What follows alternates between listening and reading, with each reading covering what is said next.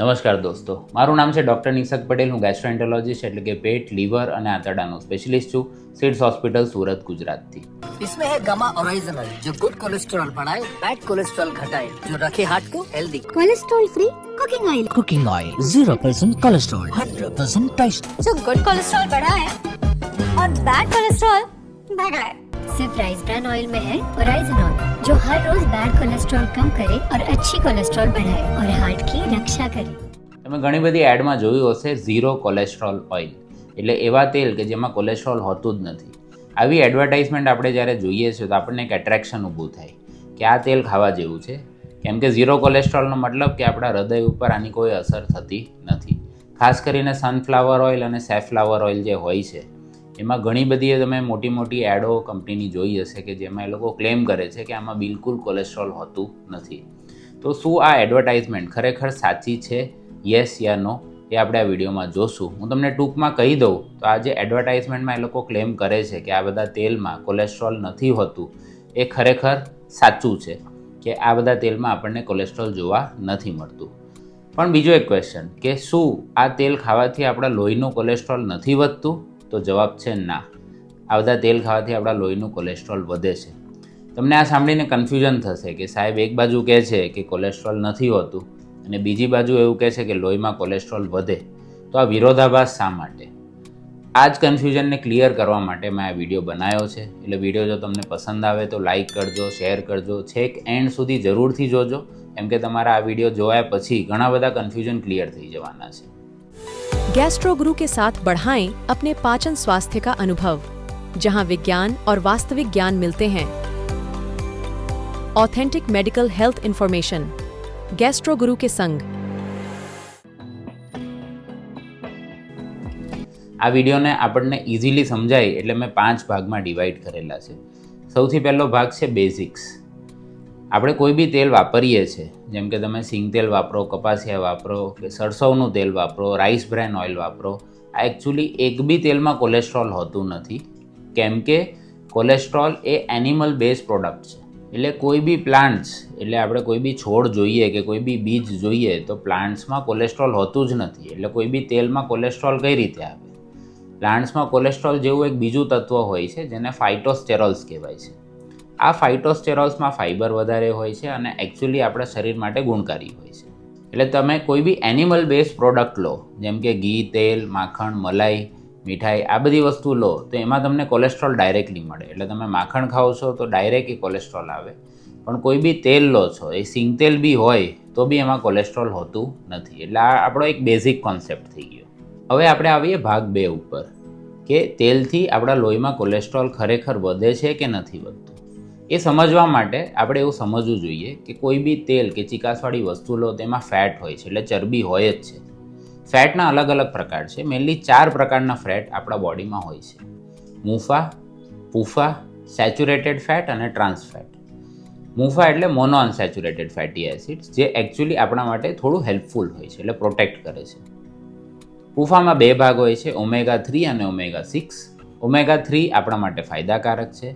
Omega 6 અગર ઓછી માત્રામાં હોય તો ફાયદાકારક છે, પણ જો વધારે માત્રામાં હોય તો ખૂબ જ નુકસાન કરે છે.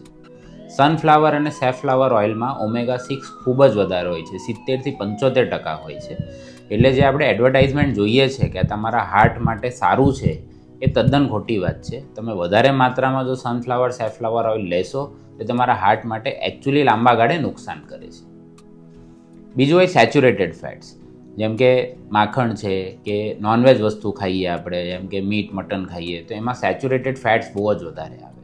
આપણે જેટલી બી તળેલી વસ્તુ ખાઈએ છીએ એમાં બી સેચ્યુરેટેડ ફેટ વધારે આવે. સેચ્યુરેટેડ ફેટ તમારા ખરાબ કોલેસ્ટ્રોલ એટલે કે LDL કોલેસ્ટ્રોલને વધારે છે અને HDL કોલેસ્ટ્રોલ એટલે જે ગુડ કોલેસ્ટ્રોલ કહેવાય એને ઘટાડે છે. અને ચોથું ફેટ છે એને ટ્રાન્સ ફેટ કહેવાય. ટ્રાન્સ ફેટ એ સૌથી ખરાબ ફેટ હોય છે. એ એકચ્યુઅલી આર્ટિફિશિયલ ફેટ છે.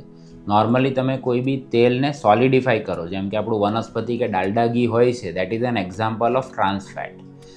બેકરીમાં જેટલા બી સોફ્ટનર્સ વપરાય છે, એટલે તમે જે કેક ખાઓ છો, બિસ્કિટ ખાઓ છો, પડવાળી ખારી ખાઓ છો, ક્રીમ રોલ ખાઓ છો, પફ ખાઓ છો, એ તમને કેવું સોફ્ટ લાગે. એ જે પોચું પડે છે એના માટે એ લોકો ટ્રાન્સ ફેટ વધારે વાપરે. તમે કોઈ બી વસ્તુને વારંવાર તળો છો જેમ કે સમોસા, કચોરી, આ બધામાં બી ટ્રાન્સફેટ ખૂબ જ વધારે હોય. તમે જે બી પેકિંગવાળી વસ્તુ જેમ કે ચિપ્સ ખાઓ છો, નમકીન ખાઓ છો, આ બધામાં બી ટ્રાન્સફેટ બહુ જ વધારે હોય છે. એટલે વનસ્પતિ કે ડાલડા ઘી અને આ બધી વસ્તુઓ તમારા માટે ખૂબ જ નુકસાનકારક હોય છે. ઇવન ઘણા બધા મીઠાઈવાળાઓ બી ડાલડા ઘી અથવા તો ટ્રાન્સફેટ વધારે પડતું વાપરતા હોય છે. એટલે આપણે ચોકલેટ્સ, આઈસ્ક્રીમ, મીઠાઈ આ બધી વસ્તુ ઓછી ખાવી જોઈએ, કેમ કે એનાથી આપણા હૃદય પર ડાયરેક્ટ ઇફેક્ટ આવે છે. હવે આવીએ આ વિડીયોના ભાગ 3 ઉપર કે ફેટ અને આપણા કોલેસ્ટ્રોલનો ડાયરેક્ટ કનેક્શન શું છે. જેમ આપણે જોયું કે કોઈ બી તમે તેલ લો એ બધામાં ફેટ્સ તો હોય છે, ડાયરેક્ટ કોલેસ્ટ્રોલ નથી હોતું. હવે જ્યારે બી આ બધા ફેટ્સ આપણે ખાઈએ છીએ તો લીવરને સિગ્નલ મળે છે, એટલે આપણું જે કોલેસ્ટ્રોલ બને છે એ લીવરમાં બનતું હોય છે. આપણે ખોરાકમાં કોલેસ્ટ્રોલ લઈએ ને લીવરમાં બને એ બંનેમાં ઘણો ફરક હોય છે. ફોર એક્ઝામ્પલ કે તમે એક ડાયરેક્ટ ઘર લઈ લીધું અને બીજું તમે જમીન લીધું, બધો કાચો માલ લાયા, રેતી, કપચી, સિમેન્ટ, ઈંટો અને તમે ઘર બનાવ્યું, બંનેની ક્વોલિટીમાં ફરક હોય. એટલે તમે જે ખાવામાં ફેટવાળી વસ્તુ વધારે ખાઓ, જેમ આપણે આગળ ડિસ્કસ કર્યું, આઈસ્ક્રીમ, ચોકલેટ, મીઠાઈ, તળેલી વસ્તુ, બેકરી આઇટમ, આ બધામાં ડાયરેક્ટ કોલેસ્ટ્રોલ હોય છે. મલાઈ લો, માખણ લો, ચીઝ લો, આ બધામાં ડાયરેક્ટ કોલેસ્ટ્રોલ હોય છે. એટલે કોલેસ્ટ્રોલ સીધું તમારા લોહીમાં આવી જાય છે. બાકી તમે કોઈ બી વસ્તુ ખાઓ છો તેમાં ફેટ ઓછા વધતા પ્રમાણમાં તો હોય જ છે. તમે કોઈ ડ્રાયફ્રૂટ ખાઓ એમાં બી ફેટ હોય, પણ જે તેલનું ફેટ છે કે જે ઘીનું ફેટ છે, માખણનું ફેટ છે, એમાં વધારે પડતી ક્વોન્ટિટીમાં ફેટ હોય. એટલે અમુકમાં 20%, 30% કે 50% સુધી બી ફેટ હોઈ શકે. આ જે ફેટ છે એક પ્રકારની ઈંટો છે, એ જે લીવરમાં જાય અને લીવર એમાંથી એ ઈંટોમાંથી એક ઘર બનાવે, એટલે કે કોલેસ્ટ્રોલ બનાવે. કોલેસ્ટ્રોલ બી અલગ અલગ પ્રકારના હોય, જેમ કે ટ્રાયગ્લિસરાઇડ, LDL, HDL, VLDL. આના માટે આપણે એક ડિટેલ વિડીયો બનાવશું, કેમ કે આપણે આ વિડીયોમાં આ બધા કોલેસ્ટ્રોલનો પ્રકાર સમજવા જઈશું તો તમને કન્ફ્યુઝન થઈ જશે. પણ ઇન શોર્ટ હું ખાલી એટલું જ કહેવા માગું છું, કેમ કે કોઈ બી તેલ તમે લો, ઇવન ઓલિવ ઓઇલ લો, એમાં બી તમને ફેટ તો મળશે જ. અને કોઈ બી તેલ તમે વધારે માત્રામાં ખાશો તો એનાથી તમારું ઇનડાયરેક્ટલી લીવરમાંથી કોલેસ્ટ્રોલ વધશે. હવે આપણે ડિસ્કસ કરીએ પોઈન્ટ નંબર 5 કે ખરેખર કોલેસ્ટ્રોલથી થાય છે શું. આપણે પહેલાં એવું માનતા હતા કે જે કોલેસ્ટ્રોલ છે એનાથી જ ખાલી હાર્ટ એટેક થાય છે, પણ એવું નથી. આ જે થિયોરી છે એ 1960-70ની છે. વર્ષોના રિસર્ચ પછી એવું ખબર પડવામાં આવી છે કે જેટલું આપણું કોલેસ્ટ્રોલ વધે અને આપણા બોડીમાં ઇન્ફ્લામેશન એટલે કે સોજો કે લોહીનો બગાડ વધે છે, એનાથી આપણા બોડી ઓક્સિડેટિવ સ્ટ્રેસમાં જાય છે. Oxidative stress plus insulin sensitivity ઓછી થવી પ્લસ આપણું કોલેસ્ટ્રોલ, આ બધું ભેગું થઈને આપણી હાર્ટની જે નળીઓ હોય એમાં કોલેસ્ટ્રોલ જામે છે, એ કઠણ થાય છે અને આપણને heart attack, stroke, diabetes, fatty liver આ બધા પ્રોબ્લેમ ઉત્પન્ન થાય છે. આ બધા પ્રોબ્લેમને થતાં ઘણા વર્ષો લાગે. એવું નથી કે તમે 2 દિવસ કંઈ ગડબડ કરીને તમને ત્રીજા દિવસે પ્રોબ્લેમ થાય. પણ જો તમારી લાઇફસ્ટાઈલ છેલ્લા 10, 20, 25 વર્ષથી ખરાબ છે તો આ પ્રોબ્લેમ તમને ડેફિનેટલી હમણાં નહીં તો ફ્યુચરમાં હેરાન કરશે ને કરશે જ. એટલે આપણે આ બધી વસ્તુઓથી કોઈ બી પ્રકારનું તેલ હોય એ જેટલી ઓછી માત્રામાં લો એટલું સારું. આપણે વિડીયોને કન્ક્લુડ કરીએ કે કોણે કેટલું તેલ ખાવું જોઈએ અને સેફેસ્ટ તેલના ઓપ્શન શું છે. આ બધી જ માહિતી આપણે લાસ્ટ વિડીયોમાં બી ડિસ્કસ કરેલી હતી ડિટેલમાં, પણ તો બી હું તમને ટૂંકમાં કહી દઉં તો તમારે તેલનું રોટેશન યુઝ કરવાનું. એટલે તમારું સરસવ તેલ સારું છે, રાઈસ બ્રેન ઓઇલ સારું છે, સિંગ તેલ સારું છે, ઓલિવ ઓઇલ સારું છે. એટલે આ 3-4 પ્રકારના તેલ છે એ તમારે રોટેશનમાં યુઝ કરવા.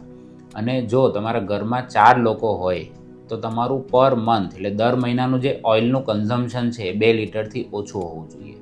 ગુજરાતી લોકો આપણે જે 15 લીટરનો ડબ્બો લાવીએ છીએ તો તમારા ઘરમાં જો 4 લોકો છે તો તમારા આખા વર્ષ દરમિયાન 1.5 થી 2 ડબ્બાથી વધારે તેલ જવું જોઈએ નહીં. પણ ઘણા બધા ગુજરાતી ઘરમાં તેલના 4 કે 5 ડબ્બાનું વપરાશ થતું હોય છે, જે આપણા હેલ્થ માટે સારું હોતું નથી. હું આશા રાખું છું કે આ વિડીયોમાં તમને ઘણી બધી સારી ઇન્ફોર્મેશન મળી હશે. જો તમને ઇન્ફોર્મેશન સારી લાગી હોય તો તમારા ફ્રેન્ડ્સ અને ફેમિલી સાથે જરૂરથી શેર કરજો, જેથી એ લોકોને આ ઇમ્પોર્ટન્ટ ઇન્ફોર્મેશન મળે અને એ લોકો પોતાની જાતને સ્વસ્થ રાખી શકે. હંમેશા સ્વસ્થ રહો, ખુશ રહો. મળીએ આપણે નેક્સ્ટ વીडियोમાં. ત્યાં સુધી નમસ્કાર, ધન્યવાદ. गैस्ट्रो गुरु के साथ बढ़ाएं अपने पाचन स्वास्थ्य का अनुभव, जहां विज्ञान और वास्तविक ज्ञान मिलते हैं. Authentic medical health information. Gastro गुरु के संग